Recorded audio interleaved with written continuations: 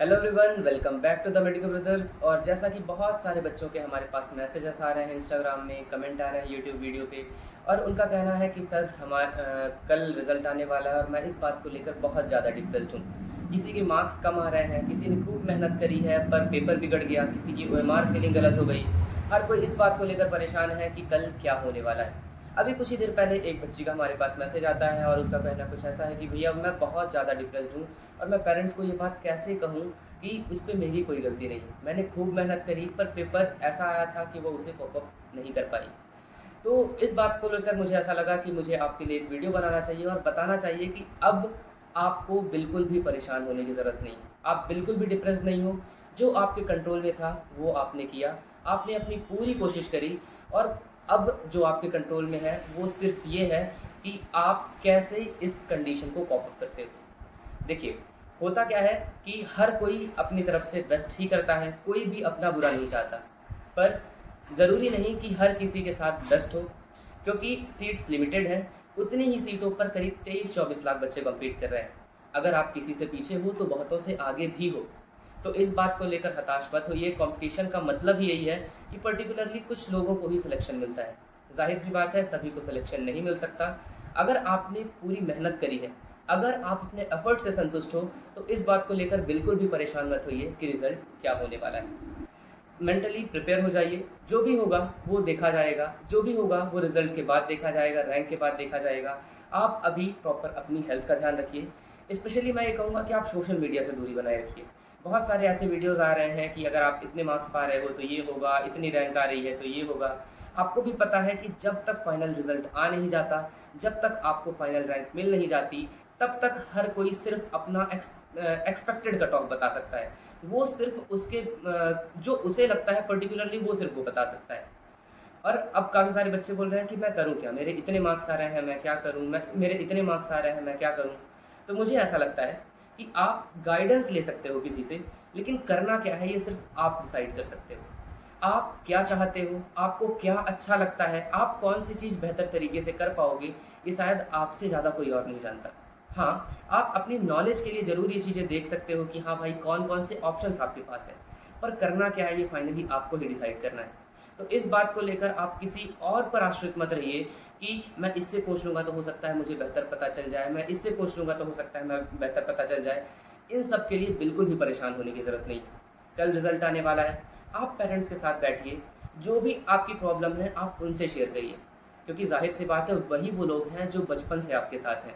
वही जो लोग हैं जो सबसे ज़्यादा आपके बारे में सोचने वाले हैं। तो आपकी जो भी प्रॉब्लम है आप उनके साथ शेयर करिए। हो सकता है आपका पेपर अच्छा ना गया हो, आप बिल्कुल भी इस बात को लेकर मत सोचिए कि वो क्या सोचेंगे, क्योंकि ज़ाहिर-सी बात है अगर वो आपको पढ़ा रहे हैं, इतने दिनों से आपके पीछे खड़े हुए हैं, तो ज़ाहिर-सी बात है वो जो भी सोचेंगे आपके लिए अच्छा ही सोचेंगे। बस आप खुलकर अपनी बात रखिए उनके सामने कि आपके मन में ये चीज़ है, आप ये करना चाहते हो, वो ज़रूर आपकी बात सुनेंगे। इसके अलावा जैसे अभी जब तक रिज़ल्ट नहीं आता, मेरा कहना है कि आप प्रॉपर खाना खाइए, प्रॉपर रेस्ट करिए, और जब एक बार रिज़ल्ट आ जाए, जब आपको प्रॉपर रैंक मिल जाए, तो उसके बाद आप काउंसलिंग की इन्फॉर्मेशन इकट्ठा करना चालू करिए, या फिर अगर आपके मार्क्स उतने नहीं आ रहे हैं कि आप काउंसलिंग में पार्टिसिपेट कर पाओ, तो आप आराम से प्रॉपर अपने आप को प्रिपेयर करिए कि आप आगे प्रिपरेशन करना चाहते हो या नहीं। तो अभी तक हमने बात करी कि रिज़ल्ट के पहले क्या-क्या करना है। अब हम बात करते हैं कि रिज़ल्ट के बाद आपको क्या करना है। तो सबसे पहले ज़ाहिर-सी बात है कि सबसे पहले आप अपने मार्क्स और रैंक जानना चाहोगे। जब आपको रैंक या मार्क्स पता चले, तो सबसे पहले आपको काउंसलिंग की वो इन्फॉर्मेशन इकट्ठा करनी है कि आपको काउंसलिंग करनी चाहिए या नहीं करनी चाहिए। आपको ज़ाहिर-सी बात है रिज़ल्ट के बाद ही बहुत सारे ऐसे वीडियोज़ मिल जाएँगे। मेडिको ब्रदर्स के चैनल पे भी हम पूरी वो ऐसे वीडियोज़ बनाने की कोशिश करेंगे कि अगर आपके इतने मार्क्स आ रहे हैं या पर्टिकुलर आपकी इतनी रैंक है, तो आप इस स्टेट की काउंसलिंग में पार्टिसिपेट कर पाओगे।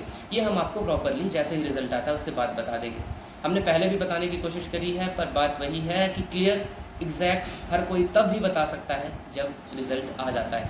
तो आपको ये बात पता करनी है कि आपको काउंसलिंग में बैठना चाहिए या नहीं बैठना चाहिए।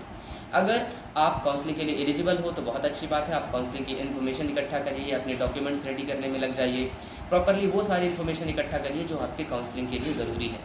और अगर आप को लगता है कि आप किसी भी तरह से काउंसलिंग में बैठने लायक नहीं हो, तो फिर आपके पास दो ऑप्शन है। या तो आप नेक्स्ट ईयर फिर से प्रिपरेशन करना चाहोगे, और या तो अब आप नीट का थॉट छोड़ दोगे। अब काफ़ी सारे बच्चे इसमें भी काफ़ी दूसरे लोगों से पूछते हैं कि भैया क्या मुझे ड्रॉप लेना चाहिए, मैं क्या करूँ? तो मुझे लगता है कि इसका जवाब भी आपके अंदर ही छिपा हुआ है। ये आपसे ज़्यादा कोई और नहीं जानता कि आपको क्या करना है, क्योंकि अपने बारे में जितना खुद को पता होता है शायद उतना किसी और को नहीं। तो बेहतर यही होगा कि आप थोड़ा-सा समय लें, आप अपने से खुद को, अपने अंदर से ये पूछने की कोशिश करिए कि आपको क्या करना चाहिए। जैसा कि आप थोड़ी देर के लिए आप जब खुद को समय दोगे तो आपको खुद ही अंदर से आवाज़ आएगी कि हाँ भाई, मुझे एक बार फिर से प्रयास करना चाहिए, फिर से एक बार कोशिश करनी चाहिए। और अगर आपको लगता है कि आपको फिर से कोशिश करनी चाहिए, तो आप सबसे पहले तो अपनी गलतियाँ लिखिए। क्या गलतियाँ हुई आपसे पिछले साल? किस पॉइंट पर आप लैग करें? क्योंकि ये बात भी सिर्फ़ आपको ही पता है कि कहाँ पर आपसे मिस्टेक हुई है। तो सबसे पहले अपनी गलतियाँ लिखिए और उन गलतियों को ऐसी जगह पर रखिए जहाँ आप हर समय उसे देख पाओ। जब आपको कभी भी ऐसा लगे कि मैं सही ट्रैक पे हूँ या नहीं, तो आप उन गलतियों तक जाइए कि हाँ, जो मैंने पिछले साल गलतियाँ करी थी, क्या मैं उस साल उसे दोबारा से रिपीट नहीं कर रहा हूँ? ये सबसे ज़्यादा आपका मार्गदर्शन करने वाली हैं अगले साल नीट के प्रिपरेशन में। इसके अलावा प्रॉपर पॉजिटिव वाइब्स रखिएगा। जो भी रिज़ल्ट आए प्रॉपर अपने पेरेंट्स के साथ शेयर करिए, उन्हें सिनेरियो बताइए कि अभी ये हो सकता है वो भी आपको बहुत अच्छा गाइड कर पाएँगे, क्योंकि उन्होंने भी आपको प्रिपरेशन करते हुए देखा हुआ है, उन्हें भी पता है कि आपने कितनी मेहनत करी है, तो वो ज़रूर आपकी बात समझेंगे और आपको अच्छी सलाह देने में मदद करेंगे। साथ ही अगर आप अपनी हेल्थ का ज़रूर ध्यान रखें। ज़ाहिर-सी बात है, एक वो चीज़ जो हमेशा आपके साथ चलने वाली है, वो है आपकी हेल्थ। तो उसका विशेष ध्यान रखें। कहीं ऐसा ना हो कि आप सो नहीं रहे हो, प्रॉपर खाना नहीं खा रहे हो, प्रॉपर नींद नहीं ले रहे हो, या तो फिर कोई भी ऐसी गलत एक्टिविटीज़ में मत जाइएगा जो कि आपकी हेल्थ को ख़राब करे। तो this is all about this video. All the very best for NEET result. जो भी जैसे भी इन्फॉर्मेशन होगी नीट रिज़ल्ट के रिगार्डिंग, वो हम अपने चैनल पे प्रोवाइड करेंगे। तो इसीलिए जुड़े रहिए मेडिको ब्रदर्स के साथ। Thank you so much.